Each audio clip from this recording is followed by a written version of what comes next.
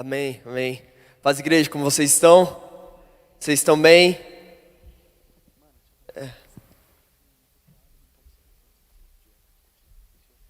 Muito feliz estar aqui hoje, muito feliz estar aqui nessa casa, com essa família. Muito honrado pelo convite, os pastores da igreja, pastor Ronaldo, família. A gente sente muito grata a Deus por tudo que o Senhor tem feito nesse lugar, nas outras localizações. E antes de a gente poder entrar na palavra e poder ouvir o que Deus tem para cada um de nós, eu queria que mesmo sentado você curvasse sua cabeça. Vamos fazer uma oração onde você está aqui com as suas palavras. Nós estávamos nesse momento de adoração a Deus, e nesse momento de adoração é onde nós começamos a receber e a entregar aquilo que está na nossa alma, aquilo que está no mais profundo, de dentro de nós, as preocupações, os medos, as inseguranças. E talvez você entrou aqui com muitas questões na sua mente, talvez você entrou aqui esperando uma resposta, fez oração e falou: Deus, fala comigo hoje. Deus, eu não quero sair aqui de casa se não for para ouvir e ter uma direção clara. Mas também nós estamos aqui não só para receber do Senhor, mas para entregar alguma coisa para o Senhor. Sabe, eu quero que você nessa oração, você começasse a entregar alguma coisa ao Senhor. Então, com as suas palavras aí, começa a entregar os seus pensamentos, da sua maneira, do seu jeito. Começa a falar: Espírito Santo, eu te convido para esse lugar. Espírito Santo, eu te dou as boas-vindas nesse ambiente. Vem, Espírito Santo, e transforma. Vem e faz aquilo que só o Senhor pode fazer. Aquilo que homem nenhum, aquilo que dinheiro, aquilo que sentimento, aquilo que localização, que nada consegue fazer, que só o Senhor pode fazer. Espírito Santo, nós entregamos os nossos corações, nós entregamos as nossas emoções, nós entregamos, Deus, a nossa alegria, nós entregamos as nossas lágrimas, nós colocamos tudo aos teus pés nesse momento, e nós te agradecemos por tudo que o Senhor já tem feito. No seu lugar, começa a agradecer ao Senhor agora. Agradeça ao Senhor pela sua casa, pela sua família. Agradeça ao Senhor porque Ele tem cuidado de você. Agradeça ao Senhor porque Ele tem sido bom. Se na sua mente não vir talvez algo tão específico de gratidão, lembre-se que você só saiu da sua cama hoje por conta das misericórdias do Senhor. Lamentações fala que as misericórdias do Senhor são a única causa de não sermos consumidos. Se você abriu os olhos pela manhã, se você saiu da sua cama, é porque o Senhor estendeu graça e misericórdia. Agradeça a Deus por isso. Nós não merecemos a misericórdia e a graça do Senhor, mas Ele é tão bom. Comece a agradecer pela bondade do Senhor. Muito obrigado, Deus, pela Tua bondade sobre nós. Muito obrigado, Deus, porque o Senhor nos ama, e o Senhor nos aceita, e o Senhor estende as Tuas mãos, Teus braços para cada um de nós. Muito obrigado, Espírito Santo. Nós amamos o Senhor. Será que você pode dizer isso? Deus, eu te amo, Jesus. Jesus, eu te amo. Jesus, eu amo a Tua presença. Será que você que tem seu marido, a sua esposa, pode dizer: Senhor, eu amo mais do que a minha esposa, eu amo mais do que meu marido? Você talvez tem filhos, consegue dizer: Deus, eu te amo mais do que meus filhos? Nós te amamos, essa igreja te ama, Deus. Essa igreja é apaixonada pela Tua presença, Deus. Eu peço, Espírito Santo, uma revelação maior do Teu amor nesse momento. Seus olhos fechados, receba um pouco mais do amor do Senhor onde você está, do convencimento do Espírito a respeito do amor dEle sobre você. Mais o Teu amor, Jesus. Vem nesse lugar e ministra um pouco mais do Teu amor, Deus, sobre nós. E vem e revela um pouco mais da porção do Teu amor sobre nós. Um pouco mais da porção do Teu amor, Deus. Nós recebemos o Teu amor. Começa a abrir um pouco mais teu coração, a expandir um pouco mais. e receber do amor de Deus. Vamos, não perca esse momento, com seus olhos fechados. Mais o teu amor sobre esse lugar, Espírito Santo. Mais o teu amor sobre esse lugar, Deus. Continue com seus olhos fechados. Enquanto eu estava orando aqui, eu vi alguém que você estava se julgando. É como se palavras de condenação na sua mente enquanto você estava aqui. Palavras de, cara, eu não deveria estar aqui agora. Talvez essa semana aconteceu algo. Talvez é algum pecado. E o diabo tem se apropriado disso e jogado e lançado na sua mente. E talvez você está se sentindo não aceito por Deus nesse lugar. Isso que eu estou falando aqui é só a prova do amor de Deus sobre você. E do quanto tudo isso é a maior mentira do diabo, querendo te prender nesse pecado. Sim, a palavra fala que o pecado, ele nos destituiu da glória de Deus, ele nos separa da glória de Deus, mas eu quero que você entenda que existe graça sobre graça nessa noite, nesse lugar. Existe o sangue de Jesus, que ele é precioso e que é poderoso para nos perdoar e nos lavar e nos purificar de todo pecado, de toda injustiça. Eu declaro o sangue de Jesus sobre você agora, você que entrou com esses pensamentos de não se sentir aceito e não se sentir amado. Eu declaro em nome de Jesus essa condenação agora, saindo da sua mente, dos seus pensamentos. Eu declaro no nome de Jesus, Pai. Vem agora com o teu amor, aumenta, Deus, a revelação do teu amor agora sobre essa mente. Eu declaro os pensamentos e esse peso nos seus ombros indo embora agora, no nome de Jesus. No nome de Jesus. Eu vi uma imagem de uma mulher e, continuando com os olhos fechados, você não precisa olhar para mim, só ouve e continua nesse ambiente. Mas eu vi uma imagem de uma mulher que estava estendendo roupa. Eu via os grampos e estendendo roupa.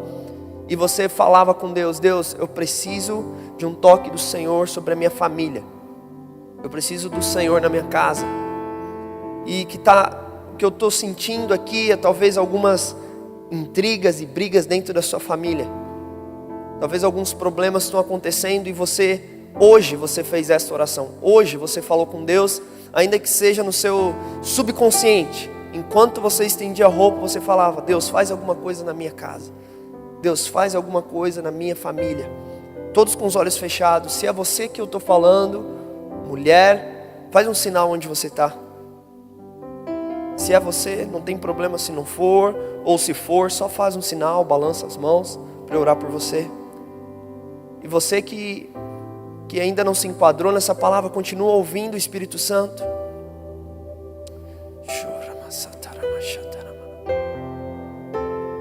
Glória a Deus, glória a Deus, glória a Deus.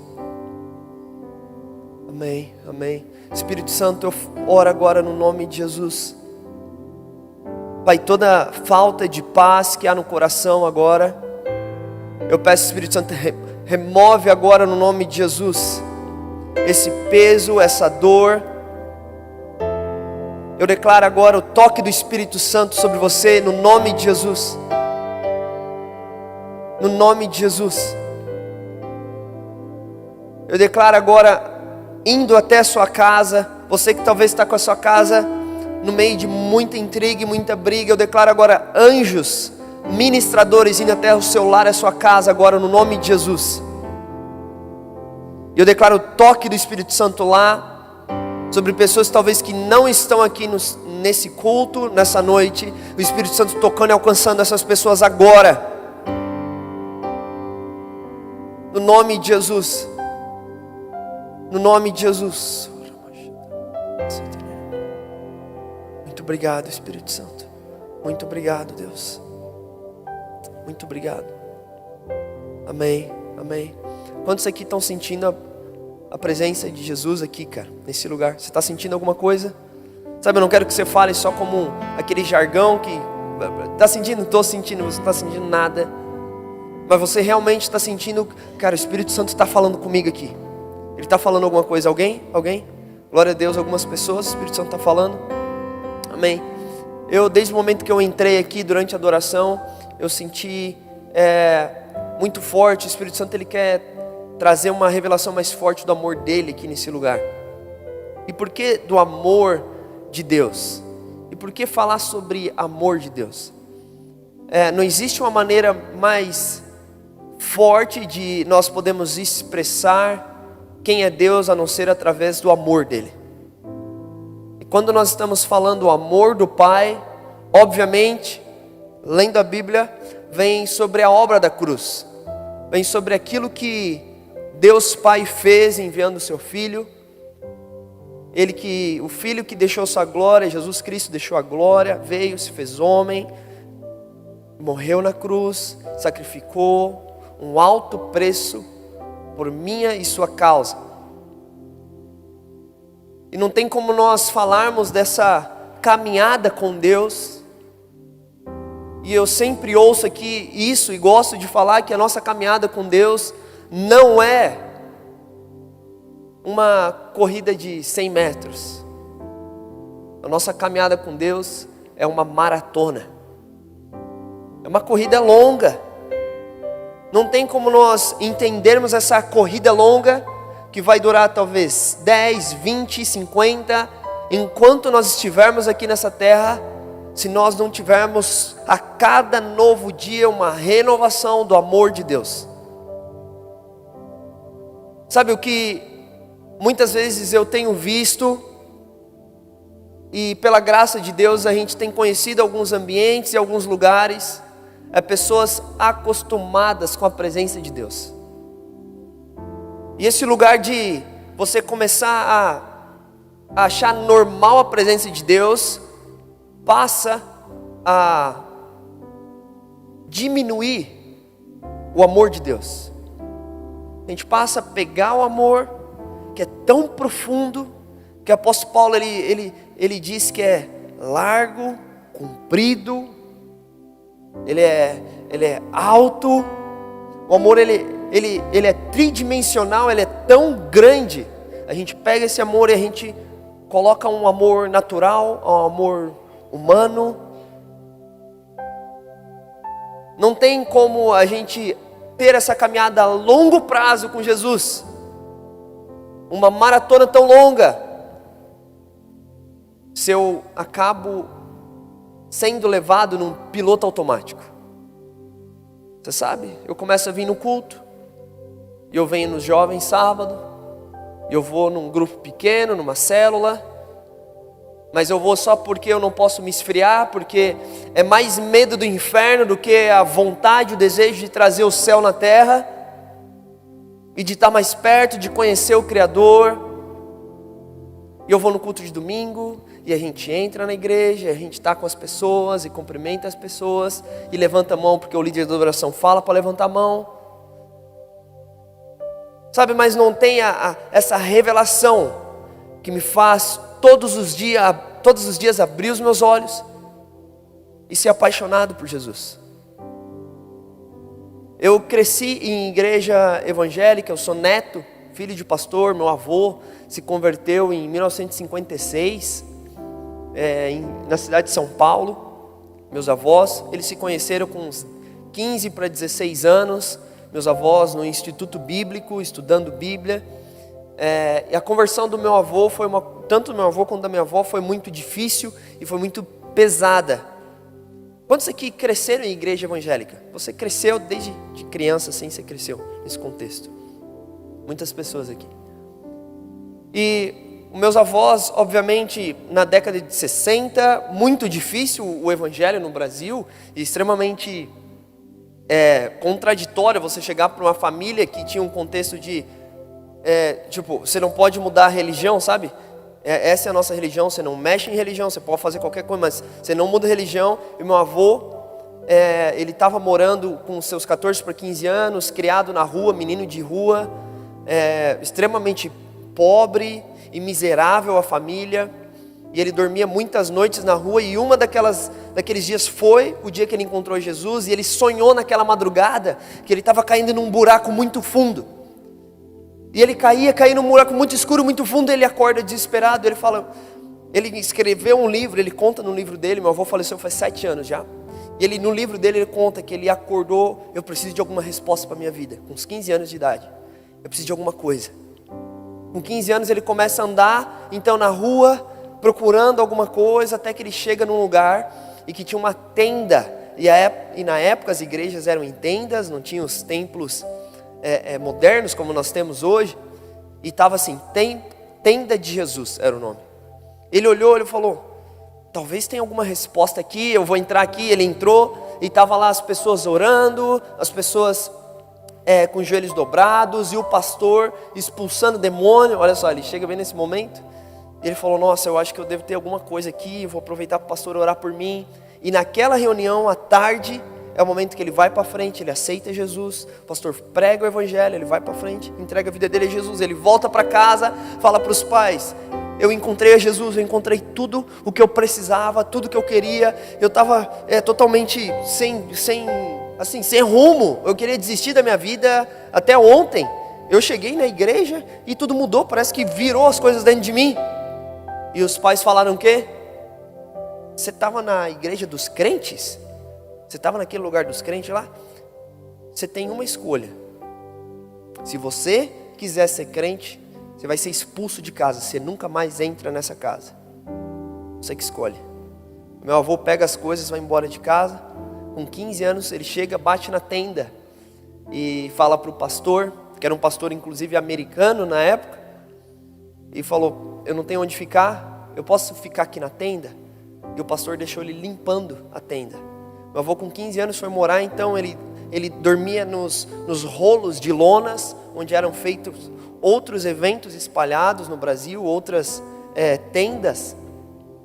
E assim ele cresceu. A minha avó, no mesmo contexto, apanhando por servir a Jesus. Toda vez que ela voltava para casa, ela apanhava muito. E a mãe dela falava: toda vez que você for lá e você voltar, saiba que você vai apanhar.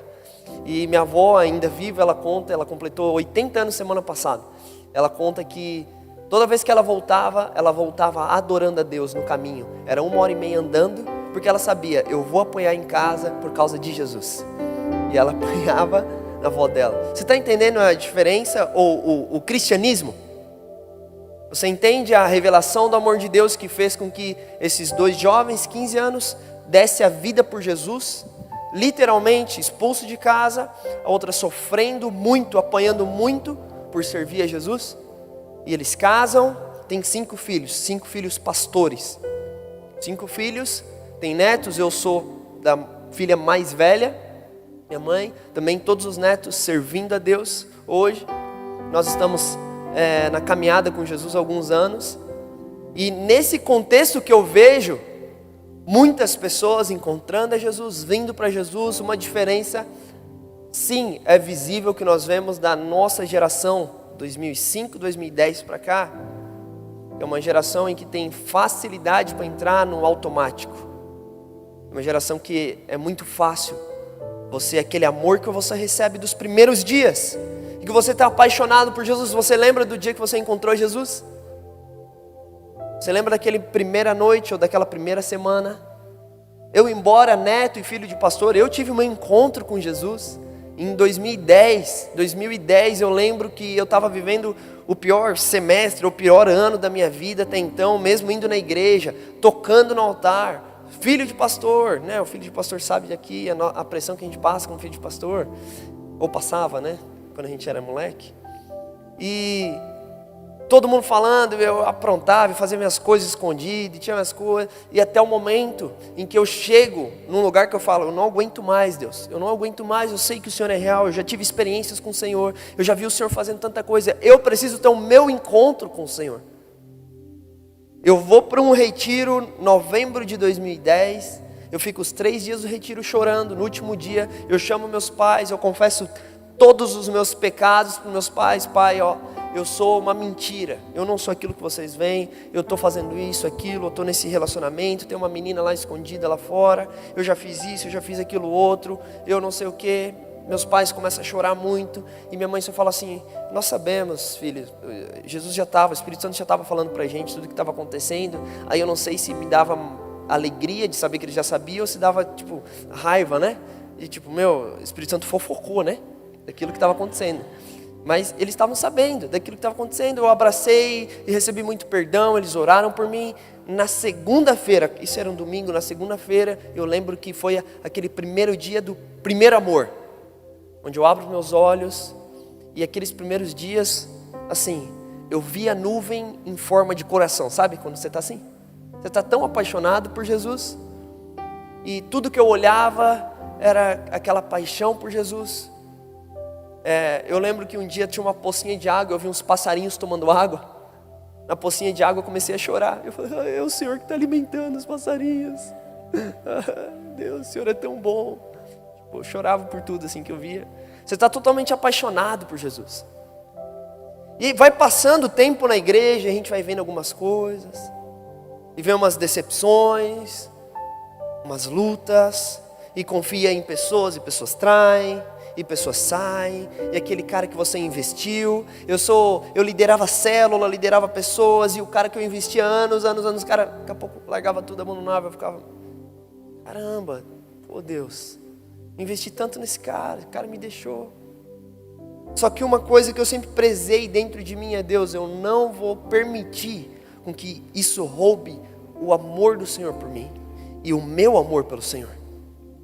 Independente do que está acontecendo, as pessoas saem, elas vêm, elas vão.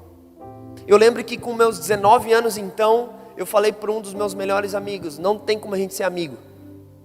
18 para 19 anos, cara, não dá mais para a gente caminhar junto. Eu amo você, cara, você é um irmão para mim, a gente, adolescência junto, mas não tem como, porque para onde eu estou indo, você não quer ir. Eu quero ir mais profundo na presença de Deus, eu quero gastar tempo na presença de Deus, eu quero me sacrificar pela obra do Evangelho na terra, e não é isso que você quer. Você está muito vislumbrado com a tua faculdade, com o dinheiro que você pode fazer, e com as coisas que você está conquistando, e eu não quero isso, cara. A gente está na faculdade junto, mas a faculdade para mim é a desculpa para pregar o Evangelho. O diploma não é para mim ganhar o dinheiro, mas é para eu ter relevância e trazer o reino de Deus onde eu estou. Eu fui fazendo para ele, separei, perdi alguns amigos. E eu lembro que um amigo falou, Mateus, você não sabe o que você está fazendo. Você está meio louco, cara, você está meio doido, nada a ver com o que você está fazendo. Eu lembro que eu cheguei para ele e falei assim, daqui uns 10 anos a gente vai conversar. Fica tranquilo que uns 10 anos a gente vai ver onde a gente vai estar, o que vai estar acontecendo na minha vida e o que vai estar acontecendo na sua vida. Eu lembro que uns 2, 3 anos atrás, não deu 10 anos obviamente, eu encontrei com esse cara, a gente foi conversar de novo, e ele com um relacionamento que tinha terminado, todo zoado, a vida tipo uma bagunça, ele olhou para mim e falou, cara, que bom te ver, me ajuda, cara, ora por mim, eu sei que você está firme com Jesus, como é que está a sua vida? Eu comecei a contar, estou casado, casei com 22 anos, hoje eu estou com 30 anos, com essa carinha de 20, né, que todo mundo está olhando, nossa, parece bem novo, já tenho 30, gente, é conservado, né, pelo óleo do Espírito. Casei com 22 anos, tenho uma filha de 2 anos e 4 meses, minha esposa está grávida do segundo filho, que está vindo, vai nascer em agosto.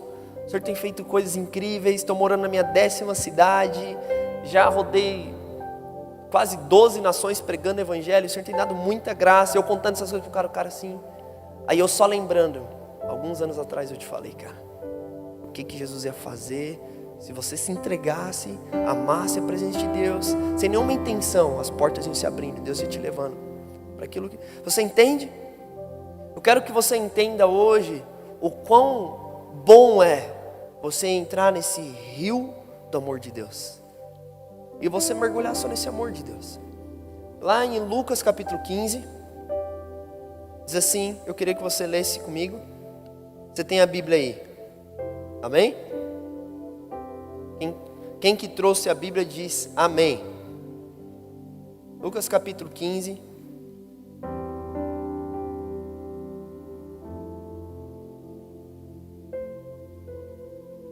Lucas capítulo 15 vai falar assim, a partir do versículo 1. Quem abriu diz assim, eu abri. Você não acompanha com a pessoa do lado aí. Diz assim, aproximando-se de Jesus, todos os publicanos e pecadores para o ouvir. Os fariseus e os escribas murmuravam dizendo, esse recebe pecadores e come com eles. Então Jesus lhes contou esta parábola. Pode parar por aí. Aqui Jesus ele decide dar mais atenção para os publicanos e para os pecadores do que para os fariseus, os escribas, aqueles que entendiam, os religiosos da época. E os religiosos, eles estavam assim, não entendendo. Tipo, Jesus é um mestre, ele é aquele que compreende, aquele que entende as escrituras. Por que ele decide sentar com pecadores? Eles sabem que eles são pecadores. Por que ele decide sentar com aqueles que não cumprem a lei, que são os publicanos? Ou por que Jesus ele decide dar tempo para eles e não para mim, e não para nós que estamos aqui, sendo os religiosos, aqueles que cumprem as leis, aqueles que estão tentando guiar? E Jesus, de maneira muito sábia, Jesus utiliza 3 parábolas para responder sobre o amor dele pelo perdido. Jesus ele dava maior parte do tempo dele para o perdido, para os pecadores. E antes de até mesmo de entrar nessas 3 parábolas, eu quero que você entenda que o ministério de Jesus é um ministério de reconciliação. Jesus veio à terra e ele vem para trazer reconciliação do ser humano com Deus. Quando Jesus vem à terra, a primeira pregação dele, Mateus 5,17, Jesus é batizado nas águas, Jesus vai para o deserto para ser tentado, ele vence as tentações. Quando ele vem para pregar o evangelho, a primeira coisa que ele prega é: arrependei-vos, porque é chegado o reino dos céus. O que Jesus veio trazer é a realidade dos céus. Ele veio trazer um reino de Deus na terra, e para ele trazer um reino de Deus na terra, ele traz uma porta de entrada, que era o arrependimento. E quando ele fala sobre arrependimento, ele está falando sobre uma mudança de comportamento. Ele está falando sobre um coração aberto, sobre ouvidos abertos e sobre uma disposição de mudança. O que Jesus encontrava nesses pecadores e nesses publicanos eram pessoas dispostas a mudar. Era isso. O quanto que você está disposto a mudar toda vez que você se achega perto de Deus? O quanto que você está disposto a trazer transformação e falar: Deus, muda a minha mentalidade, muda o meu modo de enxergar as coisas, muda a minha fala, muda os meus olhos, as minhas atitudes. Quantas vezes você está disposto a transformar quando você entra na presença de Deus? Porque se a gente só entra na presença de Deus e a gente vai no nosso devocional, aliás, se você não tem as suas disciplinas espirituais, a tua vida com Deus, de leitura da palavra e vida de oração diária, você só está perdendo o seu tempo, porque você já não é mais ignorante. Você já teve um encontro com Deus algum dia. Um dia você já aceitou a Jesus. Você se arrependeu profundamente lá atrás, e agora nós vivemos uma vida de santificação, que faz com que a gente entre na presença de Deus todos os dias. Mas nesse lugar de eu entrar, ainda eu continuo num processo de transformação da minha mente. E se nós não estamos nesse lugar de oração e leitura da Bíblia todos os dias, eu não conheço a Deus, eu não entendo o meu chamado, meu propósito na terra. Você vive aqui na terra vagando, sendo que você tem um acesso na pessoa que escreveu a tua história, na pessoa que já sabe o que está para acontecer e a maneira plena de você viver essa vida aqui na terra. Jesus então se aproximava desses publicanos e pecadores que eles estavam dispostos, assim como Zaqueu. Você lembra Lucas 19, vai falar sobre Zaqueu. Por que Jesus entra na casa de Zaqueu? Porque quando ele olha Zaqueu na árvore, ele já entendeu: esse homem, ele está disposto a fazer qualquer coisa para estar comigo. O cara vem, sobe uma árvore, ele era um homem conhecido, ele decide se passar vergonha na frente dos outros para poder olhar Jesus de longe. Por isso que Jesus entra na casa, porque ele estava com um coração inclinado. Um coração inclinado, um coração quebrantado, que a Bíblia fala, Deus não rejeita. Ele não rejeita. E esses pecadores então, fariseus estão dizendo: eu não estou entendendo por que Jesus está com eles. Então Jesus decide responder, só que Jesus não decide responder de uma maneira metódica ou tradicional, aquilo que estava passando na cabeça desses pecadores. Jesus responde com 3 parábolas sobre o amor profundo dele por pessoas. E essas 3 parábolas você conhece. A primeira parábola, Jesus vai falar sobre a ovelha perdida. Quantos lembram dessa história da ovelha perdida? A ovelha perdida tinha 100 ovelhas, uma se afasta e o pastor das ovelhas deixa as 99 e vai atrás daquela ovelha.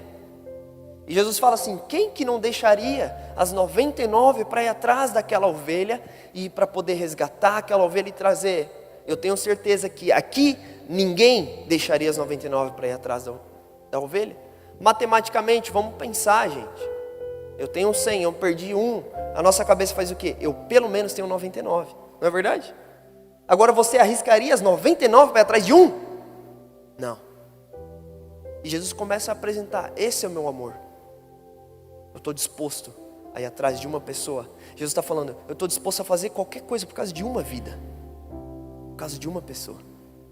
Você começa a estar entendendo o amor de Deus sobre a sua vida? Essa é a revelação sobre você.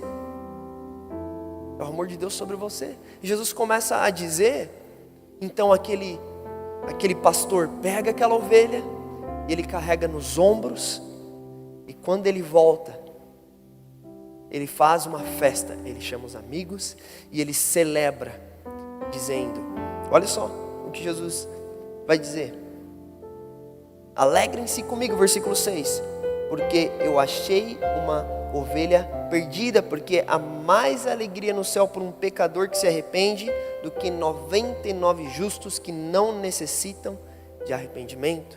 Jesus, ele valoriza uma vida de arrependimento. Jesus vai contar a segunda parábola dizendo a dracma perdida. Quando se lembra da dracma perdida? Uma mulher que tinha 10 moedas, 10 dracmas. Ela perde uma. E olha só o que fala: que ela perdendo uma, ela vai, acende a lamparina, varre a casa, procura até encontrar.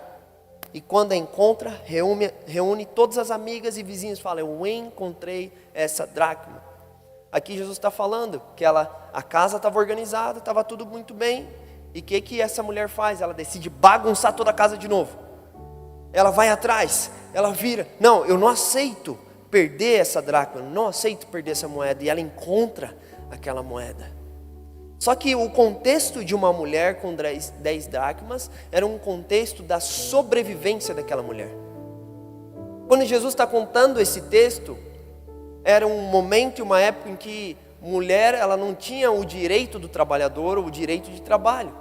Ela sobrevivia com os custos ou com os recursos, na verdade, do esposo, do marido. E aqui essa história está falando já de uma mulher ou de uma viúva, usa esse termo, que não tinha então um marido. Então provavelmente esse recurso era tudo que ela tinha. Talvez era a herança, vamos se usar esse termo, que o marido tinha deixado. Isso aqui eram as tuas 10 dracmas.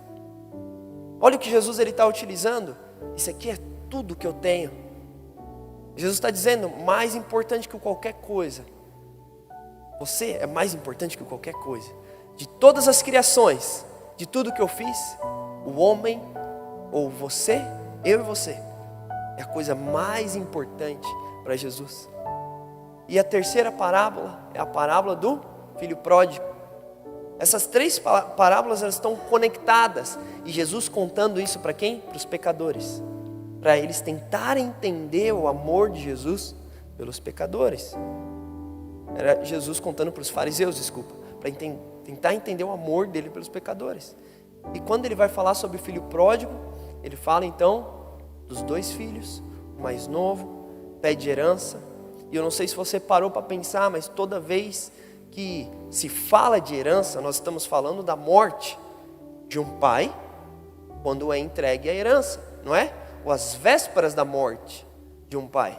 Esse filho, ele estava matando o seu pai no seu coração, dizendo: pai, me dá minha herança. Ele estava dizendo: pai, para mim você morreu, me dá a minha parte, eu quero ir embora, eu quero fazer a minha vida, eu quero fazer as minhas coisas. E Jesus contando então que esse pai, ele dá a parte dele, o filho vai embora, o filho faz o que faz, todo mundo sabe a história, que ele perde todos os recursos, e quando ele estava prestes a comer a comida dos porcos, sem nada, ele lembra dos servos do pai. Ele fala assim: quem sabe eu não possa ser tratado pelo menos como um servo, porque eu não sou digno de ser chamado filho. Ele usa esse termo. Quando ele volta para o pai, a Bíblia já garante, Jesus contando, que o pai já estava esperando. O pai já estava lá esperando. E quando o filho vem e ao encontro deles, a primeira palavra desse filho pródigo é dizendo o quê? Pai, me perdoa, eu pequei contra os céus e contra o Senhor, eu não sou digno de ser chamado seu filho. E essa palavra dignidade tem muito a ver com merecimento. Eu não mereço ser chamado teu filho. Mas aqui, igreja, quem disse que tem a ver com merecimento? Realmente nós não merecemos. Mas esse pai, quando ele encontra com o filho, ele não fala nada mais a não ser: que bom que o meu filho voltou. Que bom que você está de volta, filha. Eu te amo, você é aceito. Vamos trocar as roupas dele, chama os servos, troca a capa, troca a sandália, põe o anel de volta, para todos saberem que você é sangue do meu sangue, que você é dessa família, e vamos fazer uma festa. Sabe, essa aqui é a prova do amor de Deus sobre cada um de nós. Nós precisamos mergulhar nesse amor de Deus que é tão profundo e tão imenso. Muitas vezes a gente se sente merecedor de estar na presença de Deus. Quantas vezes a gente pensa: cara, eu não merecia estar nem aqui. Mas não tem a ver com merecimento, não tem a ver com dignidade. Tem a ver com o Pai que está esperando que a gente se chegue nesse lugar e a gente simplesmente reconheça assim: Pai, eu pequei contra os céus, contra a terra, eu estou aqui. E a atitude de estar aqui, e a atitude de voltar todos os dias lá no seu quarto, e você entrar e você falar com Deus, e você viver uma vida de santidade, arrependimento, faz com que o Pai nos aceite, o Pai nos abrace, e nós recebamos sempre uma nova porção do amor dele sobre nós. Sabe, esse é o processo de uma transformação pessoal. Como que começa o processo de transformação pessoal? Através de uma vida de arrependimento, recebendo a revelação do amor de Deus. Eu conversando com a minha avó, com uns 80 anos, desde os 15 anos servindo a Jesus, muitos e muitas décadas servindo a Jesus, ela continua me falando: Mateus, eu preciso me arrepender. Eu falo: nossa, a senhora precisa, eu então? A senhora não tem o que, a senhora não peca, avó. Ela: nossa, Mateus, eu peco tanto, eu preciso tanto da misericórdia de Deus. Sabe, a nossa vida, ela tem que ser uma vida de arrependimento. Eu lembro de uma vez em que eu estava tendo um encontro muito incrível com o Espírito Santo, e eu tive uma visão, e eu vi uma sala, e ela era toda clara, toda branca, muito clara, uma luz muito forte. E eu lembro que nesse contexto, nessa época, na verdade, sabe aquela época que você sente que você está tipo muito santo? Não sei se você já teve esse momento, ou só coisa assim da minha cabeça, mas tive uma época que eu achei: cara, eu estou muito bem com Deus, sabe? Eu nem me lembro qual foi a última vez que eu pequei, cara. Você sabe, alguém já passou por isso aqui ou só coisa da minha cabeça? Tipo, só de falar isso o cara já pecou, né? Acabou de pegar.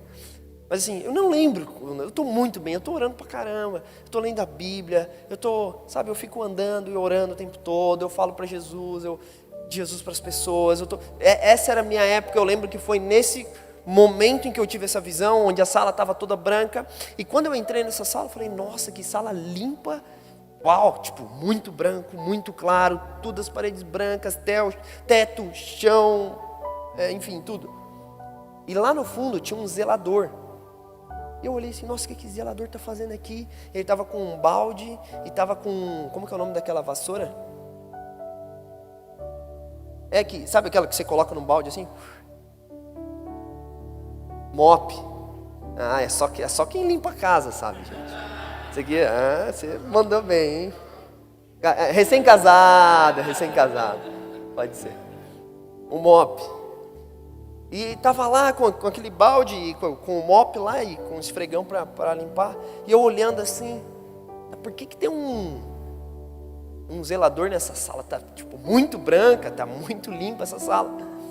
E eu lembro que eu comecei a me aproximar e nessa visão eu fui indo cada vez mais perto.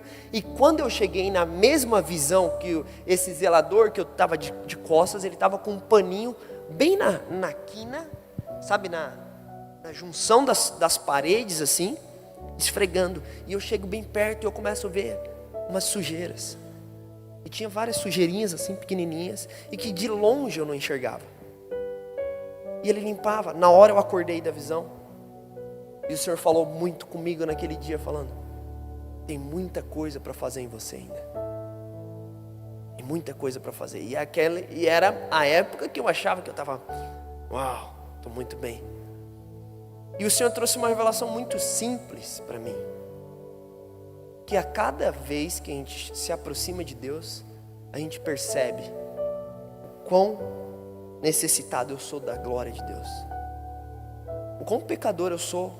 O quão sim eu necessito de uma vida de arrependimento diário. O quanto eu necessito me dobrar perante o Senhor e falar: Deus, vem mais um dia com a tua misericórdia. Vem mais um dia sobre os meus pensamentos.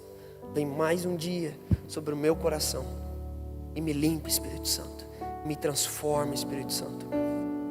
Esse estilo de vida diário, de arrependimento, faz com que a tua caminhada aqui na terra seja uma caminhada de glória em glória. Faz com que a sua caminhada aqui na terra seja uma caminhada não só de uma transformação individual. Não é só para mim, mas quando a gente passa a caminhar com Deus, a gente começa a viver uma segunda fase da nossa vida cristã aqui na terra, que é uma transformação social. Que é o momento então, aquilo que está dentro de mim é tão forte, e esse amor que está dentro de mim é algo tão, que exala como um perfume tão forte que eu carrego, que as pessoas que estão à minha volta começam a ser afetadas por aquilo. Que aí quando as pessoas da minha família começam a notar: nossa, você está diferente. Cara, é o seu pai falando de você, cara. Nossa, você está diferente mesmo, hein? Que isso, ajudando a tua mãe. Nossa, você arrumou sua cama. Nossa, você está tomando banho todo dia. É que às vezes essa é a obra do Espírito Santo para alguns, né? Eu tenho que tomar banho todo dia. Sabe, quando aquilo que está dentro de você é tão forte, começa a trazer uma transformação social. E os teus amigos da tua sala de aula, e os caras do teu trabalho, as pessoas que trabalham com você, começam a perceber assim, começa a pensar: cara está diferente. Ele está alegre, ele está bem. A empresa aqui dando tudo errado, e o cara está tipo: não, vamos lá, gente, vai dar certo, vamos para cima. Não, acontece essas coisas, vamos lá. E o cara pensa assim: cara, eu gostaria de ter a vida desse cara. Quantas vezes eu ouvi isso? Dentro do meu trabalho, dentro da minha faculdade, os caras: cara, eu gostaria de ter a tua vida, Mateus. Eu só falava assim: cara, então deixa eu te explicar um negócio aqui. A minha vida já nem é mais minha. É a vida de Deus. E você pode ter essa vida de Deus em você. A transformação, então, que começa individual, ela passa a ser uma transformação social. E a Bíblia está recheada de pessoas que foram impactadas por Jesus e imediatamente impactam outras. A história de Zaqueu, toda a família é afetada. Em João 4 vai falar da mulher samaritana. A mulher samaritana, uma mulher pecadora, encontra Jesus, é restaurada em Jesus. Jesus revela, dá uma palavra de conhecimento a respeito do passado e do presente daquela mulher. Ela encontra Jesus e ela sai para a cidade, e as pessoas que conheciam aquela mulher vêm saber quem que é esse que revelou sobre ela e que transformou essa mulher. A gente conhecia quem era essa mulher. ela foi transformada e as pessoas agora estão querendo saber. É uma transformação que passou de um indivíduo agora para a sociedade, para outras pessoas. Só que, e quando uma família ou uma sociedade, quando pessoas começam a ser afetadas por esse amor, o que acontece? Então a gente fala que entra numa terceira fase, que é uma fase onde nós começamos a ter uma transformação então de ambientes, é uma transformação então de cultura, é uma transformação de atmosfera. Então não só fica preso em pessoas, começa a afetar no geral, começa a afetar a cultura das pessoas. Eu não sei se você parou para pensar, mas a gente estava algum tempo atrás em algumas viagens na Europa, e a gente estava lá falando de Jesus, pregando o Evangelho. Em fevereiro a gente foi como trabalho do Pockets nas universidades, e a gente foi nas universidades de Portugal, de Espanha, da Suíça, da Noruega, e a gente entrava para falar de Jesus. E cara, são países, em específico Suíça, que assim, tudo funciona. Sabe aquele país que tudo funciona? Chega a ser chato, assim, porque dá tudo certo. Eles não têm problema na vida, parece. Porque o ônibus chega no horário certo, não tem lotação, as pessoas sentam, são educadas. Todo mundo fala baixo, não tem ninguém com celular escutando funk alto no celular. Todo mundo com fone, vai para o trabalho, as pessoas trabalham bem, estudam, e tem recursos, e todo mundo tem casa, e todo mundo tem... Sabe? Tipo, a vida assim, as coisas funcionam, e as comunicações, elas são claras, e as conversas. E na Suíça em específico, quando a gente foi lá, as pessoas totalmente fechadas para o Evangelho, e a gente pregando, e os corações foram rompendo, e as pessoas ouvindo, e foi indo. Mas assim, eu falava para os caras, você não sabe que a realidade que você está vivendo hoje como sociedade é resultado direto de uma reforma que aconteceu há 500 anos atrás aqui?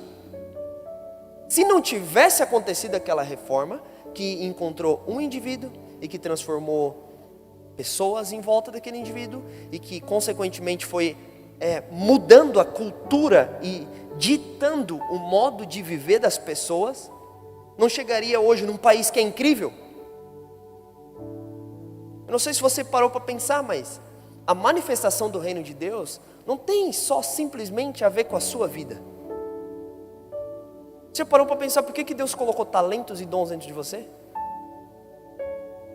Por que Deus colocou gostos e vontades dentro de mim? Por que o Senhor colocou vontade ou um talento na área de arquitetura? Por que eu desenho bem? Por que o Senhor colocou um talento para mim na mecânica, cara? Eu manjo bem disso, de designer. No mínimo você tem que parar para pensar, cara, será que não é por meio do meu talento manifestar o reino de Deus aqui? E trazer os valores, os princípios de Deus para aonde eu estou? É isso que aconteceu com esses países. E que se não vier um avivamento de Deus naqueles lugares, infelizmente eles vão perder isso tudo. Mas foi isso, a Suíça foi João Calvino. Eu fui na primeira universidade pública do mundo, fundada por quem? João Calvino, pastor, que pegou a Bíblia e tinha um historiador falando pra gente, contando assim pra gente. Calvino pegou a Bíblia, leu a Bíblia e falou, a Bíblia na verdade, ele é um template, é um modelo de sociedade que eu tenho que implantar. As pessoas deviam ler a Bíblia e implantar na sociedade. E ele implanta uma universidade pública, ele começa a fazer trabalho com famílias e restauração de famílias, ele começa a fazer trabalho com criação de filhos e crianças. Você entende? Então, aquilo que me move, o amor de Deus começa a afetar pessoas. É por isso que você não está no seu trabalho em vão. É por isso que Deus te colocou naquele lugar que você fala, nossa, tem um bando de ímpio lá. Os caras não conhecem a Deus. Como eu queria trabalhar com todo mundo crente. É o pior erro que nós podemos cometer na nossa nação, é querer criar a nossa bolha evangélica no Brasil. A gente tem que se espalhar. Esse é o Evangelho. É a gente ser luz, é a gente ser sal, a gente ser fermento. E aquilo que é uma transformação pessoal, aquele amor que me toma todos os dias, eu consigo alcançando outras áreas, outras esferas. E daqui a pouco pessoas e famílias e ambientes são mudados e são transformados. Alguém está comigo aqui? Amém? Se coloque de pé. Eu quero orar por você.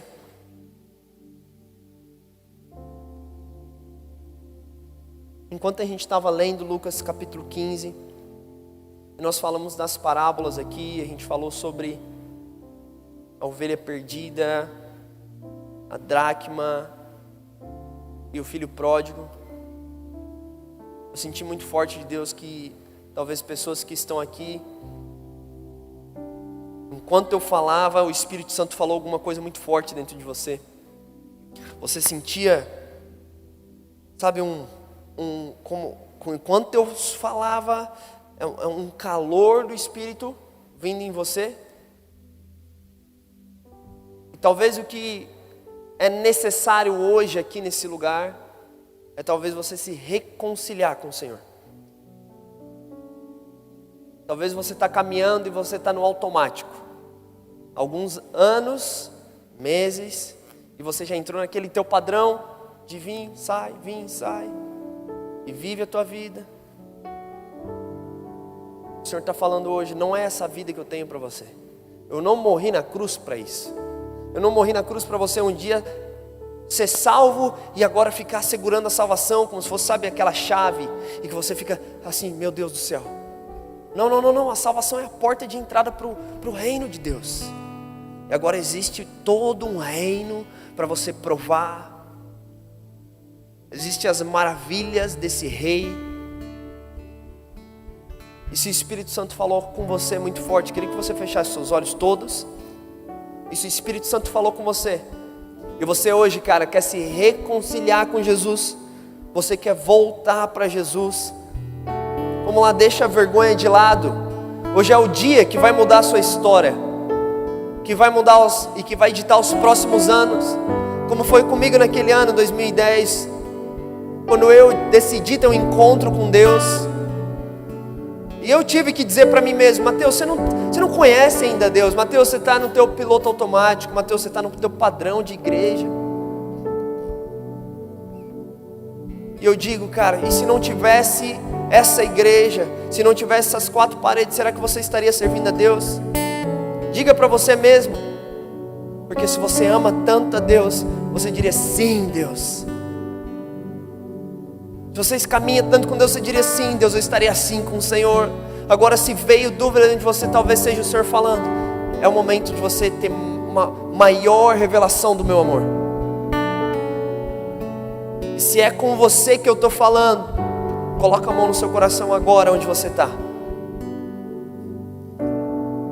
Só com você, só você que ouviu, o Espírito Santo falou, e você precisa se reconciliar com o Senhor. Coloca a mão no seu coração. Fique com os olhos fechados.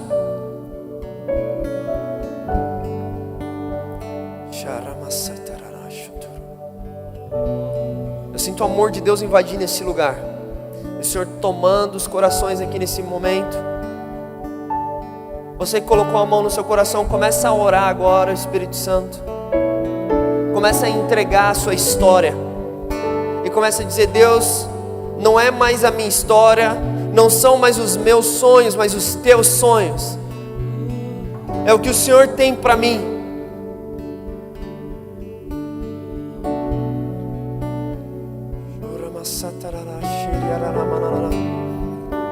Deixa o Espírito Santo tocar você agora. Mais Deus, mais Deus, mais Deus, mais Deus. Toca agora, Espírito Santo. Cada pessoa agora que está com a mão no coração como um gesto de humildade, de arrependimento, falando, Deus, eu preciso mais do Senhor, eu não quero mais viver no meu cristianismo confortável, eu quero algo novo, existe algo novo todos os dias. Esse é o Evangelho é boas notícias, boas novas, todos os dias uma boa notícia. Deus, eu oro no nome de Jesus, Pai, sobre cada homem, mulher, jovem aqui, com a mão no coração. Eu oro no nome de Jesus sobre o Teu sangue, sobre a vida deles. Eu peço agora no nome de Jesus, Pai, o perdão, o Teu perdão sobre os pecados, sobre falhas, sobre a frieza do coração, sobre talvez estar meses e anos vivendo, Deus, um evangelho frio, fraco. E eu oro agora no nome de Jesus, para que eles tenham, Pai, um encontro real com o Senhor. Eu oro por um encontro que é capaz de transformar a história, não só deles, mas da família deles e do ambiente onde eles estão. Eu oro, Espírito Santo, para que eles não sejam simplesmente tomados por um convencimento, mas que eles caminhem nessa palavra, nessa convicção. E mais do que isso, eu oro para que eles se tornem, sim, Pai, embaixadores do Teu reino onde eles estiverem.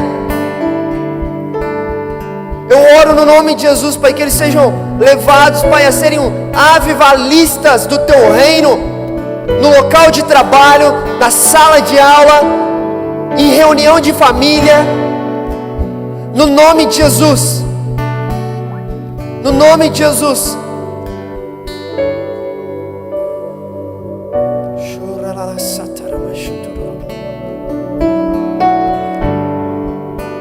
Onde você está com seus olhos fechados, repita bem alto essa oração comigo, dizendo: Senhor Deus. Mais forte, diga: Senhor Deus, nessa noite eu ouvi a Tua palavra e o Senhor falou comigo. Deus, eu me arrependo. Diga: eu me arrependo dos meus pecados, das minhas falhas, da minha frieza espiritual. E nessa noite, diga com fé, nesse momento, eu me conecto com o Teu amor e eu recebo do Teu amor sobre a minha vida. Mais uma vez, faz algo novo, Deus. Mais uma vez, faz algo novo na minha vida, na minha história, no meu futuro. Que não seja mais eu, mas que seja o Senhor em mim. No nome de Jesus. Deus, eu oro sobre todos que estão nesse lugar e eu peço o toque do Espírito Santo. Muda a mentalidade agora do Teu povo. Transforma, Pai, o nosso coração agora. Eu peço, Deus, a chama do primeiro amor novamente dentro de nós. Vem com a chama do primeiro amor, Deus, dentro de nós. Eu oro por um quebrantamento. Eu oro sim por lágrimas de paixão pelo Senhor. Eu oro por lágrimas pelos perdidos. Eu oro, Deus, pelo fluir dos dons do Espírito no nosso meio. Eu oro, Deus, no nome de Jesus, que eles, Pai, sejam os servos fiéis ao Senhor, aonde eles estiverem. Deus, eu oro para que não sejamos levados por ondas e doutrinas, que não sejamos levados pela frieza, Pai, que não sejamos, Pai, esfriados pela perseguição e pela tribulação, mas pelo contrário, que a perseguição possa fazer a gente se aproximar ainda mais do Senhor, que a tribulação aumente a nossa fé, no nome de Jesus. Deus, eu oro nesse momento por um aumento de fé. Você que precisa de mais fé nesse lugar, levante as suas mãos e peça a Deus: eu quero um aumento de fé. Eu quero um aumento de fé. Eu oro agora, Deus, aumenta a nossa fé. Aumenta a nossa fé nesse momento. A fé, Deus, que faz a gente sentir. A fé que faz a gente acreditar na Tua palavra. A fé que faz a gente crer no impossível. A fé que nos dá visão, que nos dá visão espiritual. Eu oro no nome de Jesus. Vem e abre a nossa visão, Espírito Santo. Abre a nossa visão, Espírito Santo. Abre a nossa visão, Espírito Santo. Com as Tuas mãos levantadas, peça: Deus, tira as escamas dos meus olhos. e faça eu compreender a realidade espiritual. Faça eu compreender a realidade espiritual.